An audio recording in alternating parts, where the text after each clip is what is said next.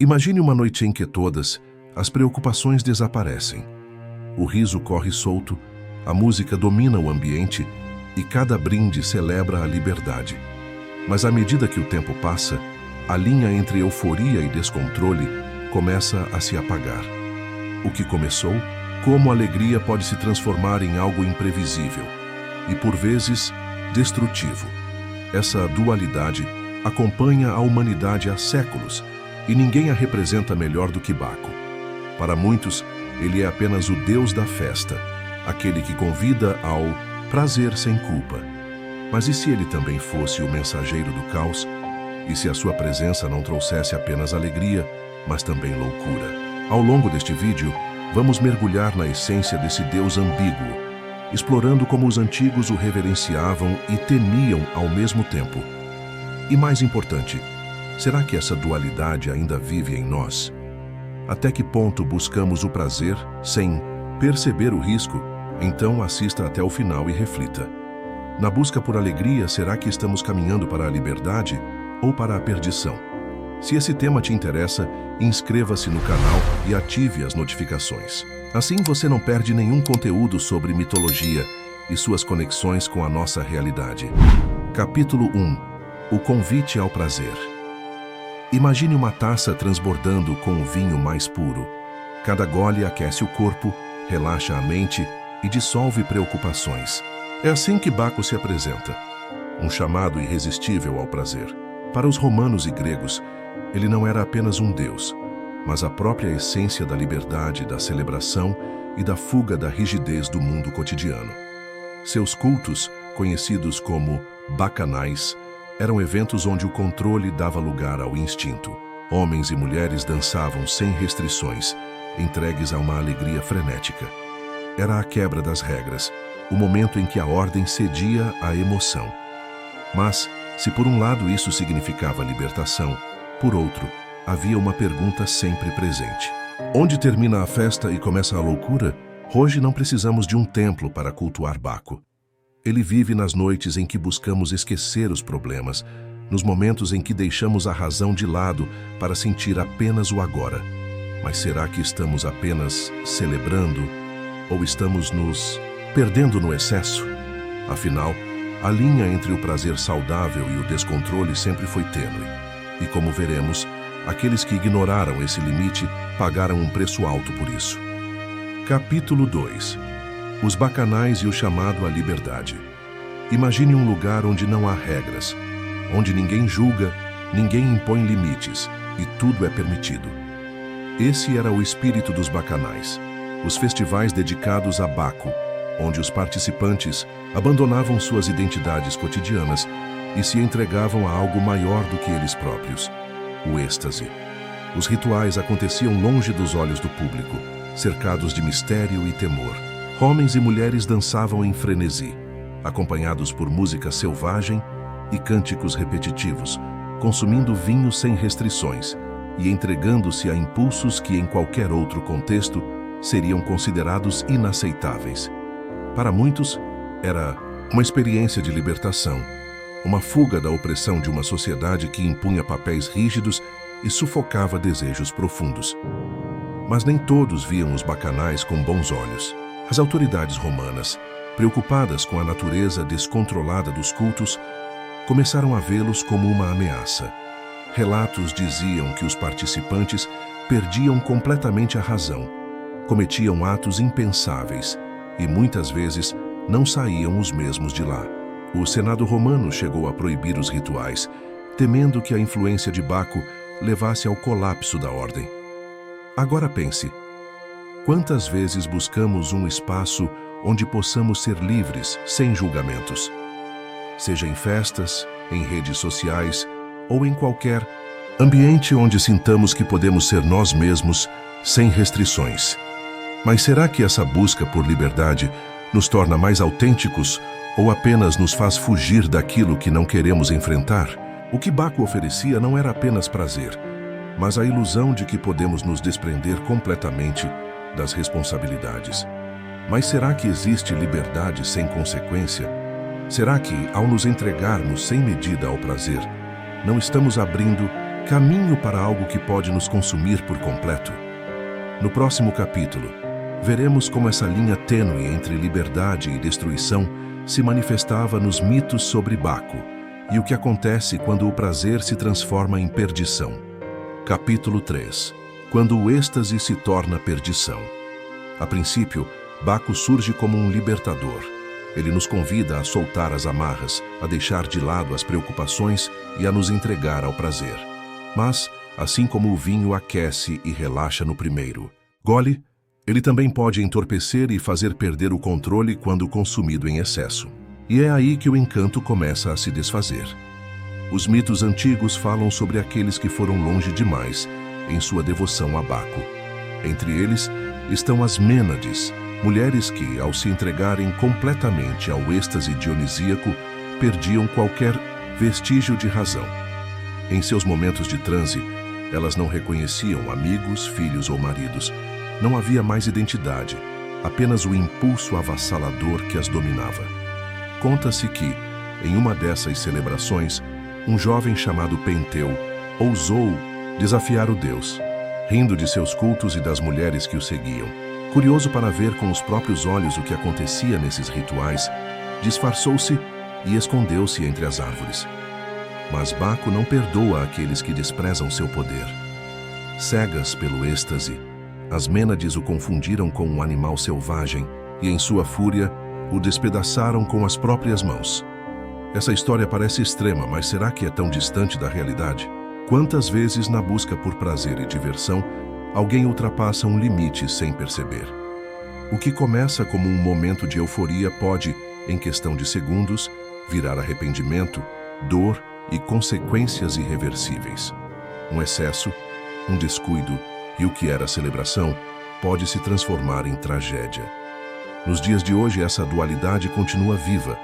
Nos entregamos ao que nos faz esquecer a realidade, acreditando que estamos no controle, até que, de repente, percebemos que fomos longe demais.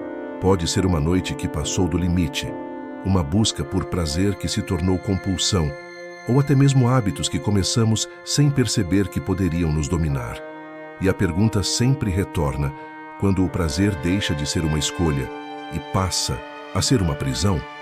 No próximo capítulo, veremos como Baco também era visto como um curador, trazendo não apenas a perdição, mas também a redenção para aqueles que entendiam sua verdadeira mensagem.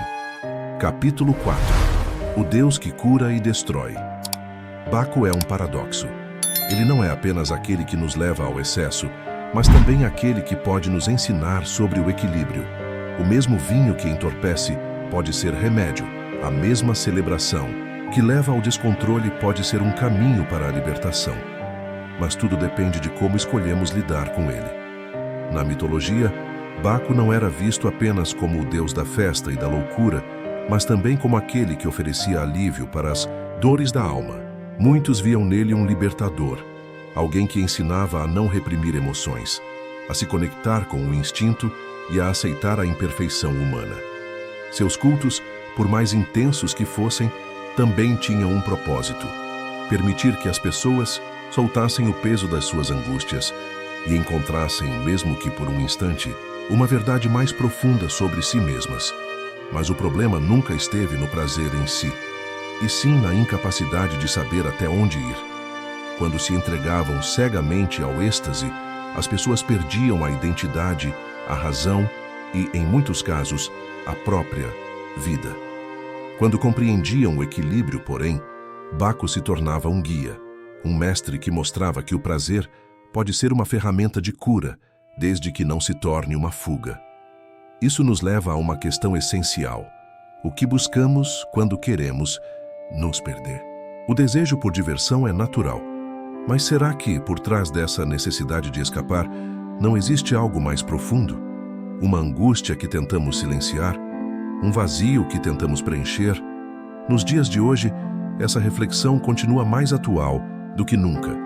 Há quem veja na festa, no consumo, nas distrações, um jeito de esquecer os problemas, de não encarar aquilo que realmente precisa ser enfrentado.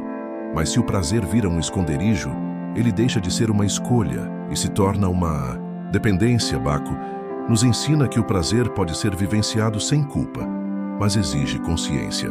A embriaguez pode ser momentânea, mas a lucidez precisa ser permanente. Caso contrário, o que parece libertação pode se transformar em prisão. No próximo capítulo, exploraremos como essa dualidade de Baco reflete a própria natureza humana e como a mitologia pode nos ensinar a encontrar um meio termo entre a celebração e o excesso. Capítulo 5. O equilíbrio entre razão e instinto. Baco não representa apenas a festa e o excesso. Ele simboliza algo ainda mais profundo, o eterno conflito entre a razão e o instinto. De um lado, a sociedade nos ensina a controlar desejos, a seguir regras, a pensar antes de agir. Do outro, existe um impulso natural que nos chama para o prazer, para o risco, para aquilo que nos faz sentir vivos.